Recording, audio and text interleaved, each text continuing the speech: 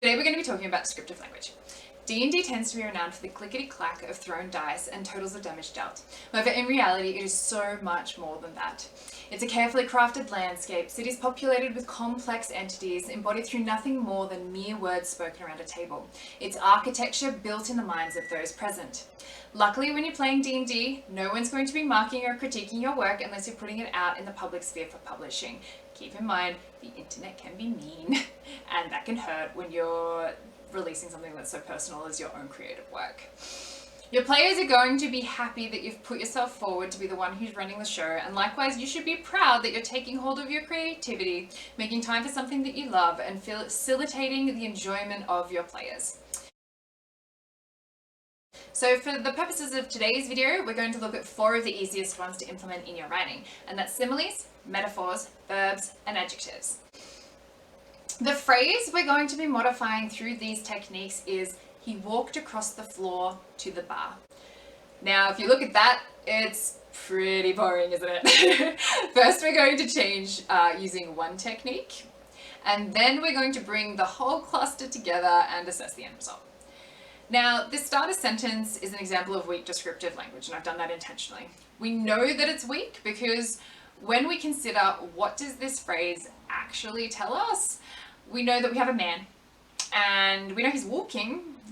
We have him probably in a bar, but we don't know anything about him, how he's feeling, what likely happened in the lead up to this point, and how anyone feels in response to this person being here. First, we're going to use a simile. A simile is comparing one thing to another, usually in the form of as or like. He walked across the floor to the bar like he was heading to the hangman's noose. Immediately the feel of that sentence changes, doesn't it?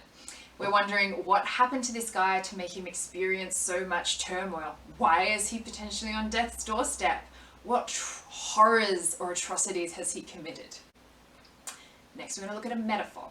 A metaphor names a person, thing, or action literally as something that it's not. He was a beast as he walked across the floor to the bar. Metaphors I find to be used to their best effect need to be used in conjunction with other techniques to round them out. But from this change, we can imagine him as large, hairy, or unkempt, ferocious, or possibly even growling. Gives him a lot of character. When we look at a verb, that is the expression of the act of doing something. So that's all of our doing words. We have a verb in this sentence, but it is a weak one. It doesn't denote intensity, intent, demeanor, or pace.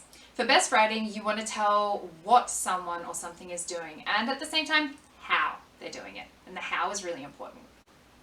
He winced across the floor to the bar. Oh, he's in pain now. Is he injured? What happened? Next, we're going to look at an adjective. An adjective is a word naming an attribute of a noun, and the nouns are all of our naming words. So we're going to look at this sentence and modify the word bar. He walked across the floor to the blood-drenched bar. Oh my, things seem to have taken a turn, haven't they? All of a sudden we've got the scene of a battle, or someone's been grievously wounded. Taking pause now, we're going to add all that jazz back together, and we go from he walked across the floor to the bar to he was a beast, wincing across the floor to the blood-drenched bar like he was heading to the hangman's noose. So it's not the best example of creative writing, but it does denote a really big difference between the sentence that we had and then what we ended up with. And I know what is, or what I would consider to be a lot more powerful. And that's the second sentence where we've added in all of those descriptive techniques. Now, you might know that I didn't include adverbs, and these are all of your ly words. I use them as sparse additions to my writing. In my degree, it was kind of like beaten out of us. I had a novella, it was 10,000 words, I had one adverb, and I was like brought up on it, so I was just like, oh! I'm still angry about it, it's been like 5 years. There are pros, and there are, the classic cons to adverbs. And the good things about adverbs are that they are conversational. We use them all the time because they're constantly in our back pocket being brought out in our everyday language. And they make it really easy to modify of the intent of your verb. It's a really quick, simple, easily grabbed change. Con-wise, they're considered to be a weaker form of writing, and as a rule, your writing will be stronger if you can find ways to navigate around them, but likewise, in your D&D campaigns, no one's going to be pulling you up on that. just use them in a sparse fashion. I like to borrow from 13th Age, which is another D20 system that relies heavily on collaborative storytelling. So when you're struggling potentially with thinking of words to communicate what the scene you're trying to describe looks like, let your players tell you what's in that room, or what that NPC looks like, or how ginormously huge and weird that fungus is in that cave. Your players will quite often give you a whole number of threads that you'll be able to pull something together if you're struggling. And sometimes they can be jerks about it, but hopefully they won't. And if they are self-conscious, you just kind of gently try and get them to do it over time. And a lot of the time, like, they really will come to like leaving their mark on a world, and it's something that you've all done together. Another tip is, if you're struggling to think of words for your prose, Google synonyms of the boring word that you can think of and follow that path until you find the gem that you're looking for. It can be a bit of a struggle to think of something that's verbose, but you know, that's a technique that I use quite often. Just Google till you find it. All right, so next we're going to talk about descriptive language and knowing your players. How you choose to use your descriptive language can have a resounding impact on the imagination of your players. It can conjure complex and deep emotions and memories that will stay with them throughout the rest of their life. And you have a responsibility to convey information in a way where everyone is on the same page, experiencing an approximation of the same scene in their mindscape. A lot of the time, D&D can have complex or mature themes, and it's in everyone's best interest if you take some time out of game to assess if anyone would like particular topics to be avoided due to trauma, or if a safe word would be helpful. It costs you nothing to be kind, and you as the DM should never break Maddie's golden rule, which is don't be a dick. Like, it's not fun to shit on someone else's experience of life for whatever it is you think might be fun. Like, take their perspective and experience on board, and everyone's going to be having a much better time. And you'll continue to have players at your table, which is pretty important. Knowing and considering your players can also be helpful in designing how you present your descriptions. So have in the back of your mind that D&D does attract a lot of neurodivergent folk, and that sometimes we might need things presented differently in order to be able to resonate with them or to understand or create an image. A friend of mine struggles to mentally conceptualize concepts unless there's an experience in his past or something that's familiar to him that he can liken it to.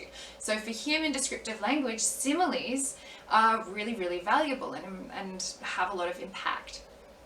Another friend of mine has a mind that tends to wander and can't pay attention to prose for long periods of time.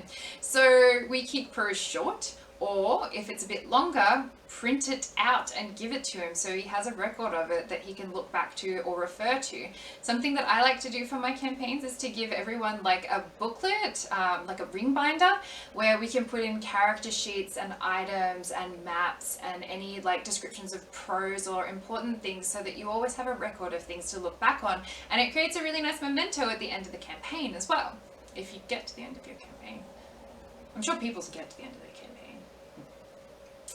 Next, we're going to talk about description versus exposition. So in wanting, with all good intention, to make a point that you've crafted really clear, or so that your players don't miss out on anything that might be important, there's the peril of dipping from description into exposition. At its heart, description is showing your players something. Exposition is telling them about it. And a place that you might see or tend to put this in is with the big bad evil guy and the epic monologue that some people have them do. So in this kind of situation, there's no work done on the player's behalf to get that information or uncover it, and it's ultimately kind of unrewarding and diminishes the suspension of disbelief. It can be a tool you can use if you have a campaign that leans a lot on those cliches or tropes. It would honestly be right at home. But for most campaigns, if you're finding that you have large info dumps all at once, you should probably consider how can you break up that information into smaller chunks and slot it into different arcs in your campaign, or in other places, or with items, or through some other means. Having a personal word limit when you're crafting your descriptions is also important. You want to have your descriptions be punchy and have the greatest impact for the least amount of space on the page. And I'm going to talk about some techniques we're going to use and then illustrate some examples. Anyway, if you found that helpful, don't forget to like and subscribe, and thank you for watching. Until next time.